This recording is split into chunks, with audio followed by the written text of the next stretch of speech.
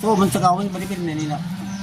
เด้อ เอ้ามันบ้าหลับจ้างมาข้าวมา คนจบดีๆ ก็ทำลูกหลาน บอกเลยว่ามันเป็นแบบดีไงแต่กี้มันก็คนจบดี รุ่นเขาลูกว่าเล่านี่ จังได้ซ่องคือว่า ช่องกูว่าจะบอก หรือว่าแล้วกรรมพันธุ์บ่เคยมีบ่ญาติพี่น้อง บ่นี่ฮะ บ่มีบ่เคยเป็นบ่เคยเป็น ไปเฮ็ดงาน บ่มี เขาว่ามีคนนะเอาเส้นผมไป เอ้า จะบอกคนเฮ็ดเท่าไหร่ คนเฮ็ด ไม่ได้บอกคนเฮ็ดคนลอก เออ ไปบอกไปบอก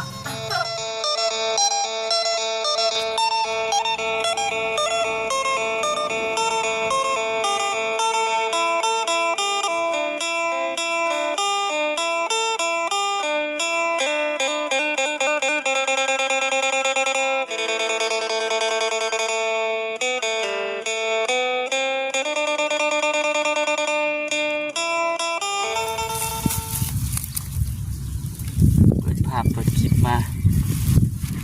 อ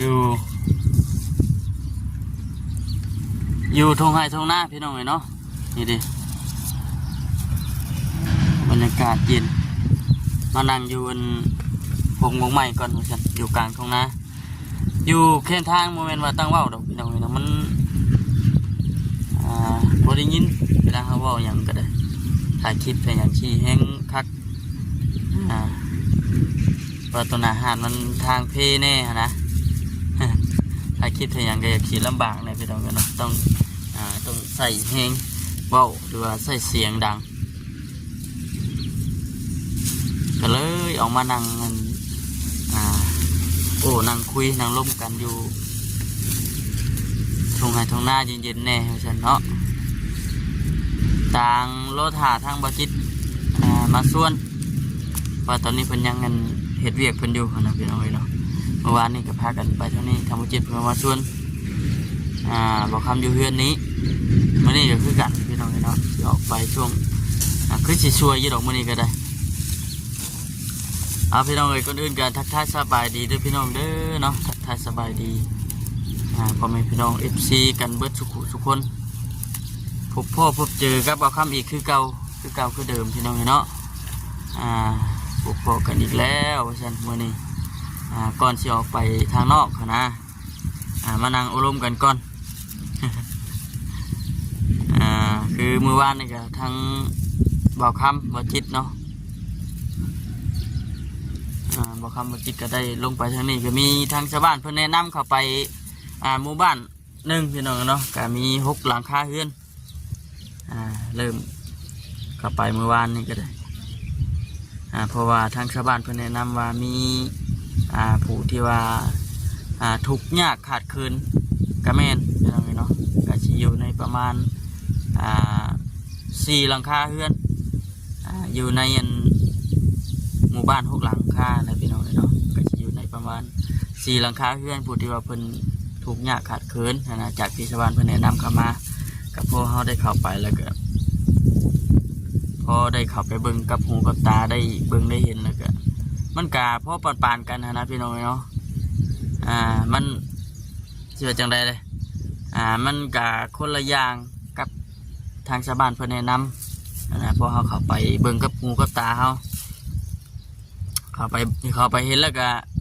ว่าซั่นเพราะว่าจากที่เขาเข้าไปแล้วก็ได้ถามไทยทางพอตู้คือซีเมน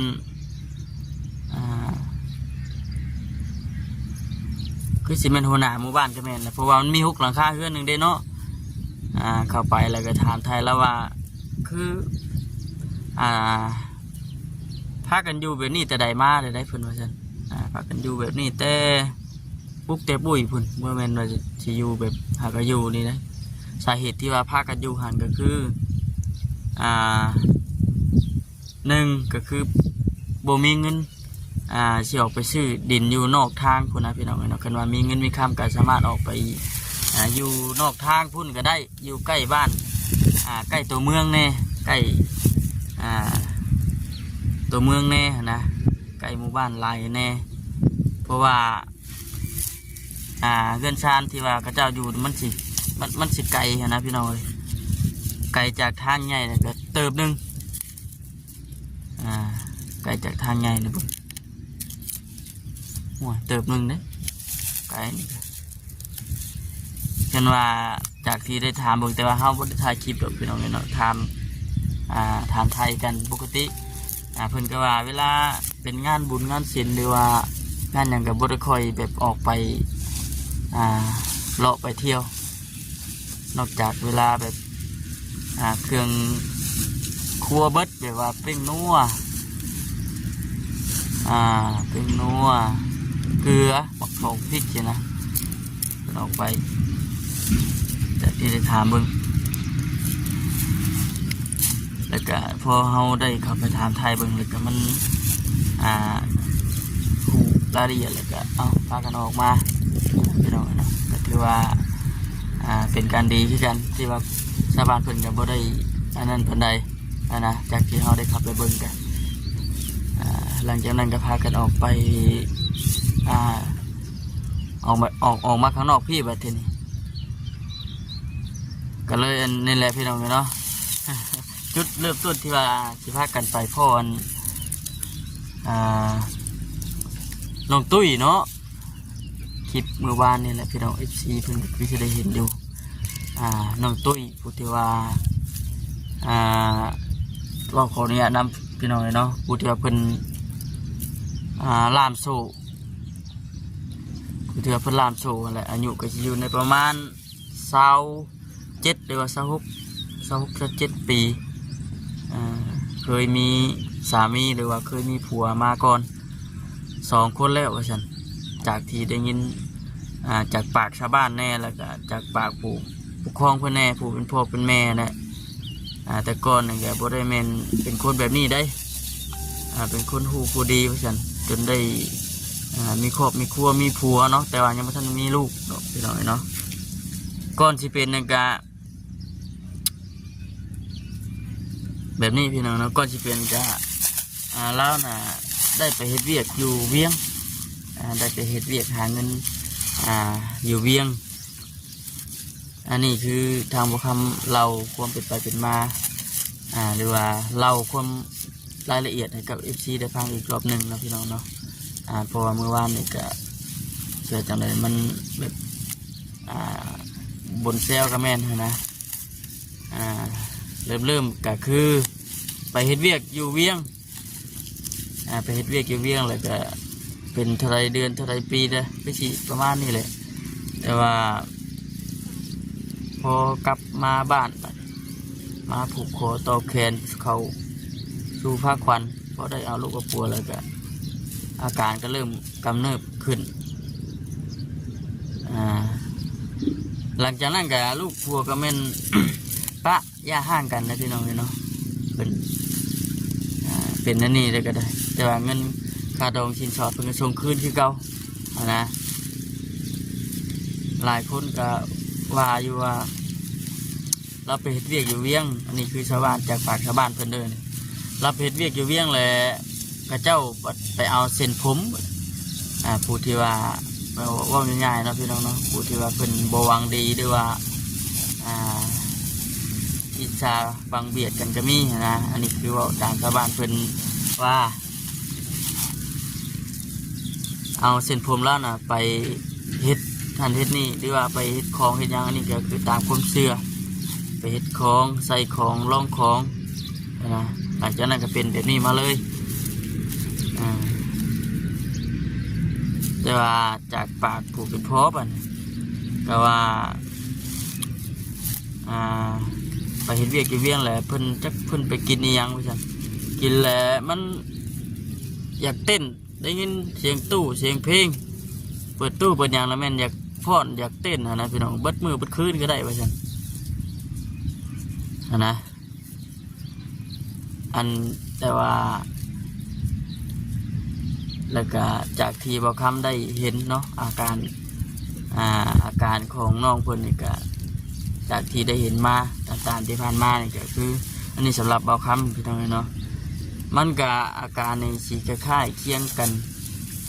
กับน้องมะนาวน้องมะนาวผู้ที่ว่าเพิ่นเอาผัวบ่เห็นคลิปคร่าวๆเอาผัวคนไทยบ่ ปัจจุบันนะพี่น้องเนาะปัจจุบันนี้เนี่ยอาการกระชีคล้ายๆเคียงกันกับน้องมะนาวตอนช่วงแรกๆอะไรพี่น้องเนาะโตนเฮือนโดดเฮือนช่วงนั้นก็ได้น้องมะนาวตอนนั้นโซ่ผูกแข้งนั่นก็เป๊ะเลยพี่น้องเนาะอาการนี่แบบเดียวกันโวยวายมือมันสินนี่แห้งเดือดมือมันสิน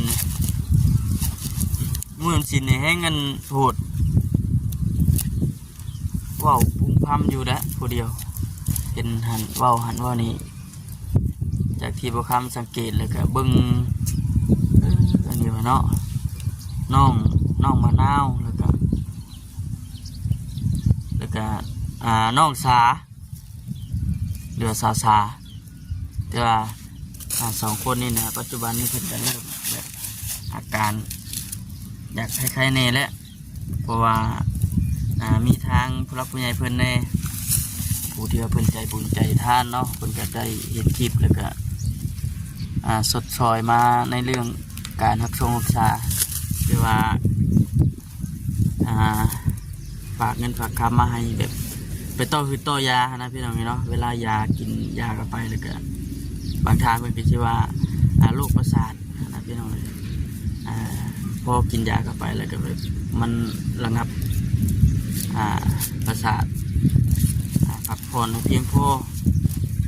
แล้วก็คือคนปกติเลยเวลากินยาเข้าไปเลย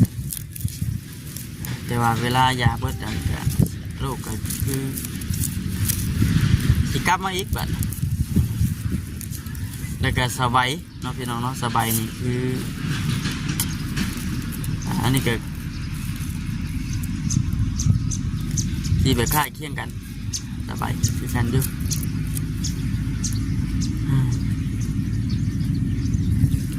ผู้เป็นพ่อแล้วก็โอ้ยว่าฉันมีเท่านึงนะว่าลุดไปแล้วก็ไปตามแม่น้ำไปตามอย่างนั้นแล้วพี่น้องเนาะขี่เรือไปตามน้ำใครแต่ว่าโบเป็นอย่างว่าฉันผู้เป็นพ่อจนเบิดวังเอาซื่อ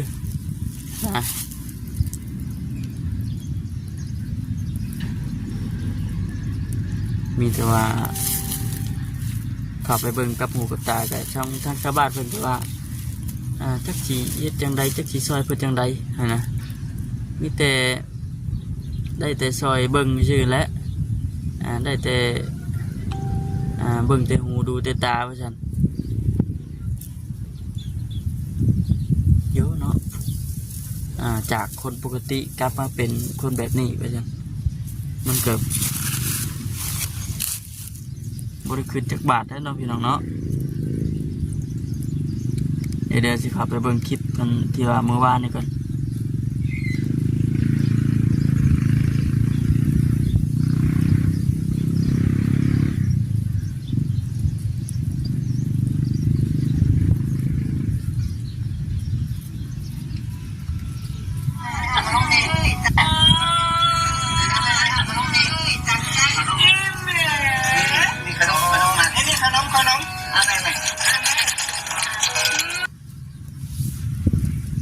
สัญญาณ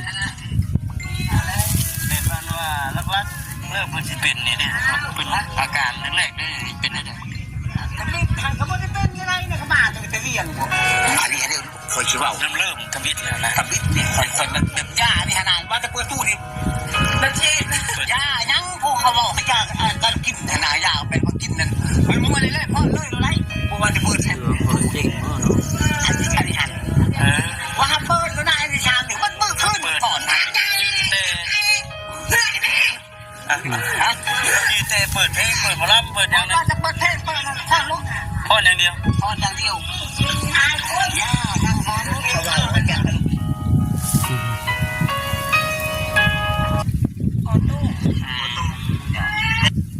ครอบครัวของพ่อตู่แล้วก็แม่ดอนครอบครัวพ่อตู่แม่ดอนเป็นแบบที่แล้วก็ยังมีเรื่องที่ว่าอุกอังอีกก็คือเรื่องเขาเรื่องน้ำพี่น้องเนาะเรื่องเขาเรื่องน้ำนี่แหละที่ว่าปัจจุบันนี้คือครอบครัวเพิ่นเนี่ย เชื่อจังเลยขาดเคินเนาะเพราะว่าให้หน้านะมีให้หน้าตะกามีแต่ว่าบ่มีรถหรือว่ายานพาหนะนำพาเฮ็ดให้เฮ็ดหน้ารถไถหน้าเดินตามนี่แหละพี่น้องเนาะบ่มีก็เลย3คนบ่มีให้มีหน้าแบบนี้ มีให้มีหน้าก็แต่ว่าต้องได้ไปขอข้าวขอน้ำไปหาแนวมาแลกมาเปลี่ยนว่าซั่นนะให้หน้าตะกาได้บ่มีรถบ่ได้น่ะมีแต่ให้แต่หน้าแต่ว่ามีรถเจ้าทันทีในบ้านพี่น้องเนาะอันนี้คุณก็ทำได้ดังมานี่บ่ห้องมานี่บ่อ๋อเขาบ่ห้องได้อีกอันบ้านแม่ว่าประสาทปุ๊กและสิห้องมาให้เสียวให้ดักใหญ่เลยอีดักใหญ่เราประสาทอีดักใหญ่ไม่ไปเอาคุณหรอกกินว่าขนมมากินมาจะจบดีนะแม่ไม่กินเป็นอะไรต้องกินตัวนู้นแค่เปล่าอารมณ์นี่แบบเปลี่ยนไว้เนาะหักลูกที่ไว้ในนั้นนะว่าไม่ใช่นะแง่ดีแง่ยาดีเว้ยผู้ชายยาอยู่หันไว้ตั้งยี่ได้ชิมเลยเด้อลุงยี่นี่ได้อิ่มเลยหัวละเลยเด็ดบ้านว่าต้องเอาบ้านเลยเด้เอาเงินมาอันนั้นเขาปล่อยว่าถ้ามันอารมณ์มันดีมันปากก็ธรรมดาเขามันดีเลยเนาะร่วมกันธรรมดาเลยเนาะเพราะว่าเมื่อวานนี่เป็นมื้อมันสินแน่เมื่อวานสินดับแน่เข้าไปหากันถือช่วงที่จังหวะมื้อมันสินอาการบัดแห้งเงินหัวกำลังมาว่าซั่นเนาะ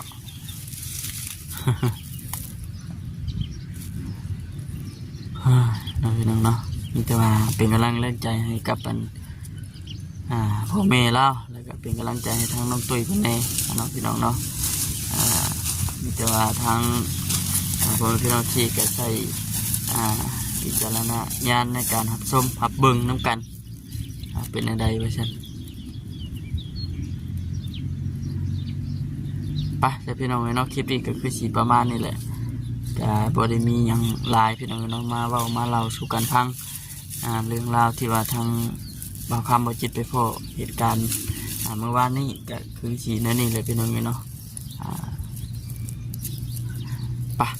ตอนนี้ก็อยู่ดีมีแฮงเด้อพี่น้องเด้อคลิปนี้ก็ขอกล่าวคำว่า